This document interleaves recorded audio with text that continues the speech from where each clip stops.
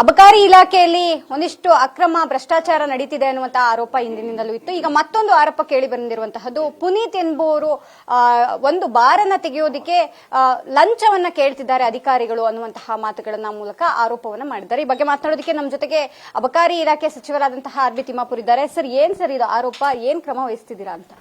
ನಾನು ಕಾರ್ನಲ್ಲಿ ಬರುವಾಗ ಕೇಳಿದೆ, ಕೆಲವು ವಿಡಿಯೋ ಕಳಿಸಿದ್ದಾರೆ ನನಗೆ.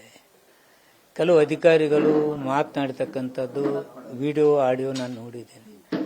ಇಮಿಡಿಯೇಟ್ ಅವ್ರ ಮೇಲೆ ಕ್ರಮ ಕೈಗೊಳ್ತೇನೆ. ಈಗಾಗಲೇ ಜೆಸಿ ಮಂಡ್ಯದಲ್ಲಿದ್ದಾರೆ, ರಿಪೋರ್ಟ್ ತರ್ತಾರೆ. ಇವತ್ತೇ ಸಾಯಂಕಾಲ ನೋಡಿದ್ರೆ ಅವ್ರ ಮೇಲೆ ಕ್ರಮ ಕೈಗೊಂಡು ಡಿಪಾರ್ಟ್ಮೆಂಟ್ ಎನ್ಕ್ವೈರಿ ಆ ನಂತರ ಮಾಡ್ತಾರೆ. ಲೋಕಾಯುಕ್ತಕ್ಕೂ ಕೂಡ ಕಲೆ ತಟ್ಟಿದ್ದಾರೆ ಅವರು. ಹೋಗ್ಲಿ, ತಪ್ಪೇನೈತೆ ಅದರಲ್ಲಿ? ತಪ್ಪು ಮಾಡಿದವ್ರ ಮೇಲೆ ಶಿಕ್ಷೆ ಆಗ್ಬೇಕಲ್ಲ. ಲೋಕಾಯುಕ್ತಕ್ಕೆ ಹೋಗ್ಲಿ, ನಾವು ಕ್ರಮ ಕೈಕೋತೀವಿ. ಲೋಕಾಯುಕ್ತದಿಂದ ರಿಪೋರ್ಟ್ ಬರೋಕ್ಕಿಂತ ಮುಂಚೆ ಈಗಾಗಲೇ ನಮ್ಮ ಜೆಸಿನಲ್ಲಿ ಕಳಿಸಿದ್ದೀನಿ.